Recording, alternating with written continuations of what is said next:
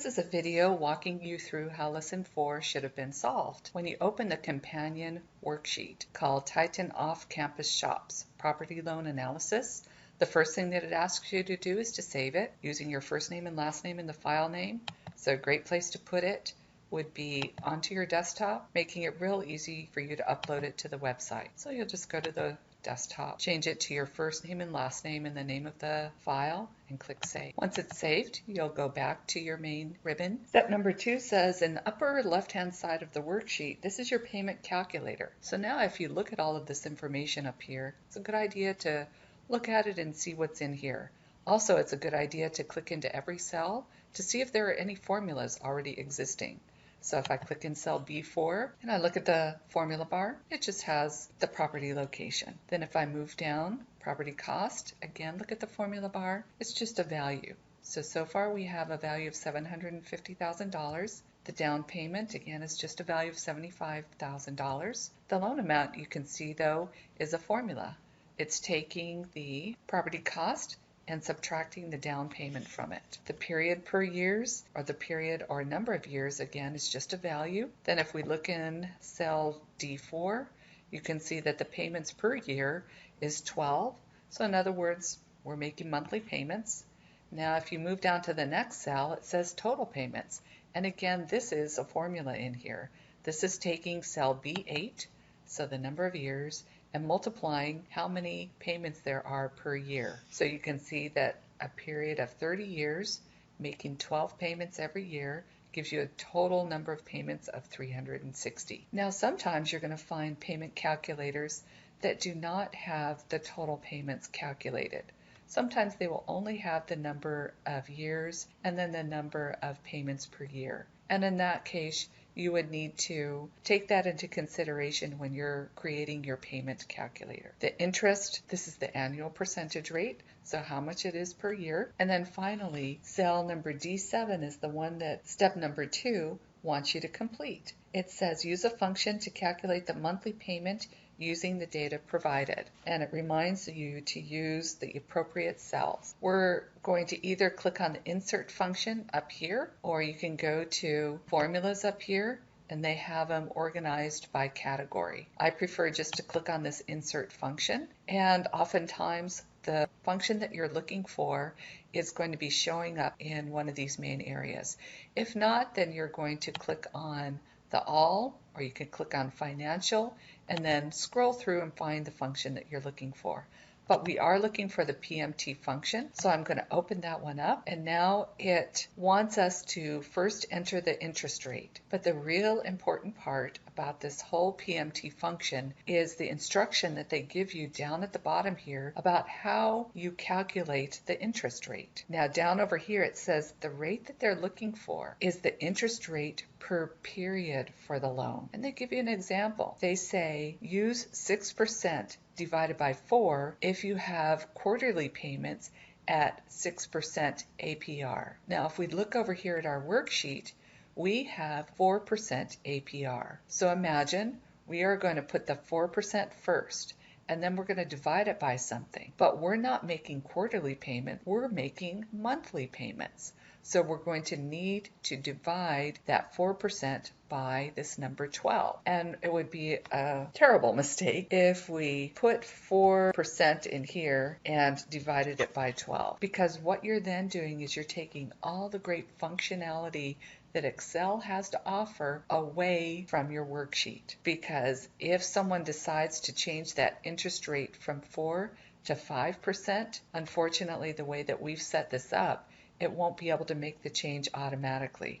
So what we need to do instead of typing in that 4% is use the cell reference that that 4% is in. So whatever cell reference your percent is in, that's what you put in first. So it's our interest rate. Now we divide that by the number of payment periods. And we know that we are not in this example making quarterly payments, we are making monthly payments. So we're going to divide it by cell D4, which has our number of payments per year in it. Okay, now let's move on to what's required next.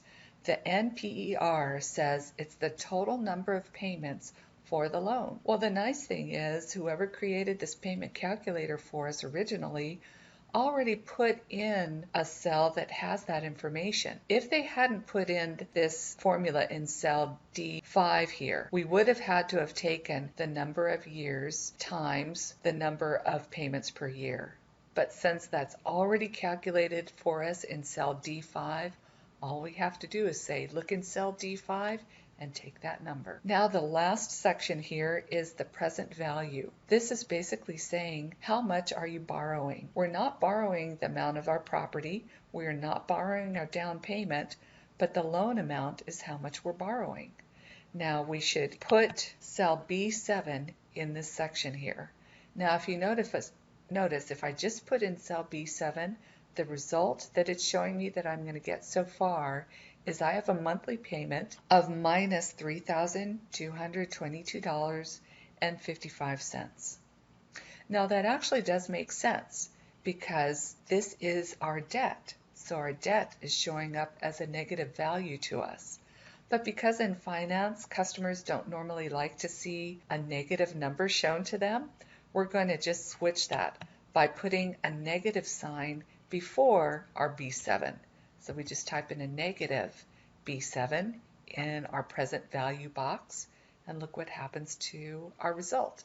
Our result just shows up as a positive number.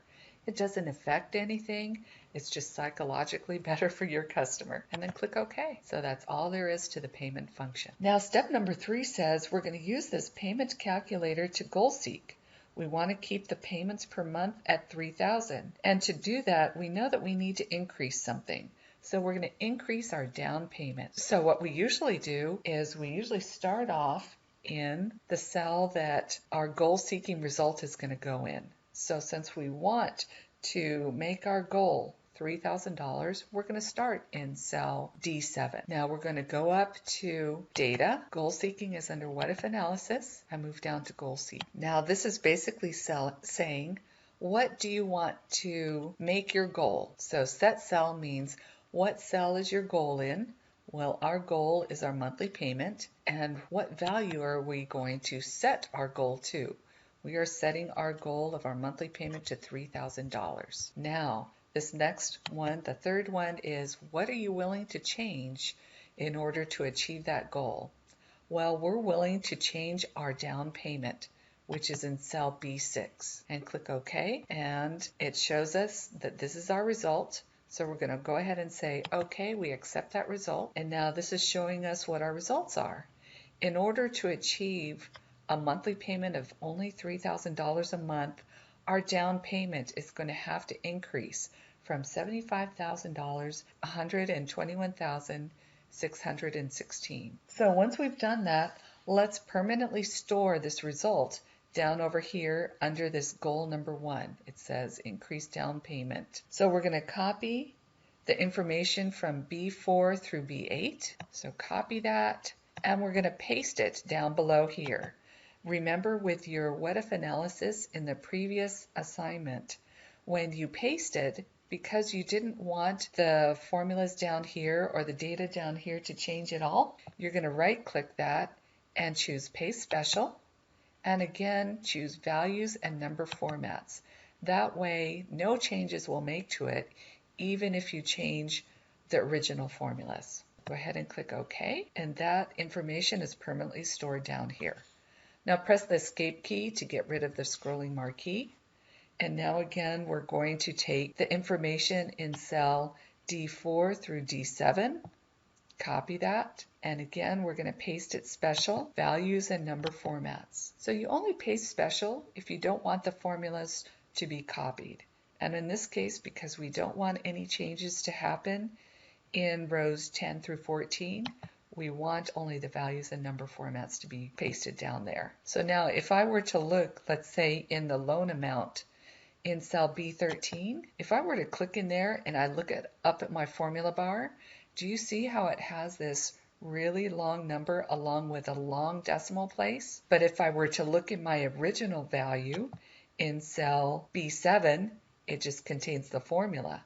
That way I can tell that goal seeking was done to create the values down here. Again, press the escape key to get rid of the scrolling marquee. And now, according to step 5, we're going to go back to cell B6 and we're going to reset this amount back to 75,000. And when we do that, do you notice that the numbers down here don't change? Okay, now we're going to do goal seeking again, just to be sure that we have a perfect understanding. This time though, we want to fix our payment to $3,000, but this time we are going to possibly look at a cheaper property. So we are going to go up to Data, What If Analysis, Goal Seeking. Again, we are setting our payment cell to $3,000. This time though, we are willing to change the amount of our property. So the original price of our property, which is in cell B5, and press OK and click OK again to accept their changes. And now we look at this and we say, in order to have a payment of $3,000, we can only afford a property that costs $700 and $3,000, $384. So again, I'm going to take the values that were recalculated in cell B4 through B8, copy them, and then paste them special down under the Goal 2, Values and Number Formats. And then do the same thing up here, copy, and again, we're going to move down and paste special, Values and Number Formats. Okay, then move back up to cell B5 in your payment calculator and reset our property back to the $750,000 original property that we were looking at. So that way we have our payment calculator, which we can use over and over again. We have some saved information though for us to look at a later time. Okay, now we are at step number 9. We have this second area of our worksheet, which is going to show us a 2-variable data table. Now when we look at how it's set up, we have percentages in the column on the left-hand side, and then we have the total number of monthly payments over a loan's lifetime on the top row. So what we're going to need to do is use the functions in Excel to calculate the payments for each one of these cells. So it's going to calculate it for this matrix here. In order to do this, in the upper left corner, where this cell is blank, cell G5, this is probably the most important cell. We need to put in the formula that calculates payments, since that's what it's going to calculate down here. Well, the nice thing is we already have that formula over here on the left-hand side, so I'm just going to say equals and click in cell D7. And what that does is that says take whatever is in that cell and bring it in here. So my payment calculator is actually going to automatically appear here. Now the result that shows up here is this 3,225. Okay, now what we're going to do is we're going to highlight in this upper left corner, highlight all the rows and all of the columns. We highlight the rectangle. And again, this is under Data, What If Analysis. So the two that we are working on in this lesson were first the goal seeking.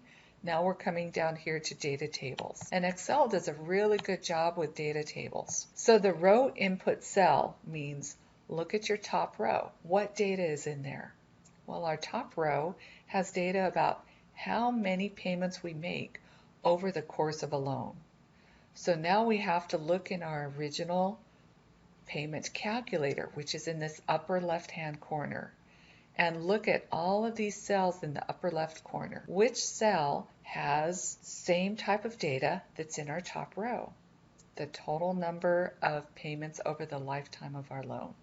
Well, that is cell D5. So our row input cell is D5. The column input cell says, basically look in the left column of your data table. What type of data is in there? We have the annual percentage rates. So now they say, look in your payment calculator section.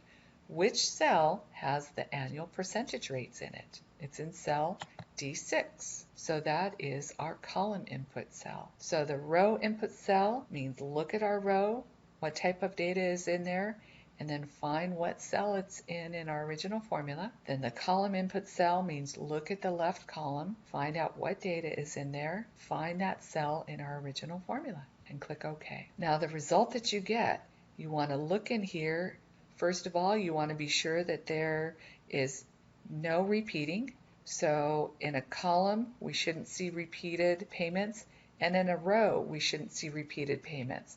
If we see repeated payments in a row or in a column, if they're all the same in either one, then that gives us a clue that we've done something wrong. So that's the first way that we can tell if it's working correctly or not. The second check that you want to do is look at your original formula. So the original formula we created showed us that at 360 payments over the life of our loan at 4% interest, our payment is going to be $3,222.55. So I'm going to go over here to my data table and see if that's what it was able to calculate as well. So I look in the row that has 4% and I go all the way across to the 360 and I look at that number there and I say it did calculate the $3,222.55. So since nothing's repeated and this is the correct number, I know I've done it right. Now the last step says format your data, and from what you learned in the last exercise, the top row should be currency. So you're going to click on the Home tab, choose the currency symbol because that automatically makes it into accounting style. Now this one says 0 decimal places, so we are going to decrease the decimal places by 2. Now it wants you to format all the other numbers underneath it, so then you highlight all the other numbers, and remember the comma style up here matches accounting style perfectly, except it doesn't have the currency symbol, and again we reduce the decimal places. Okay, once we've done that, we're completed with this worksheet. Save it, close it, and upload.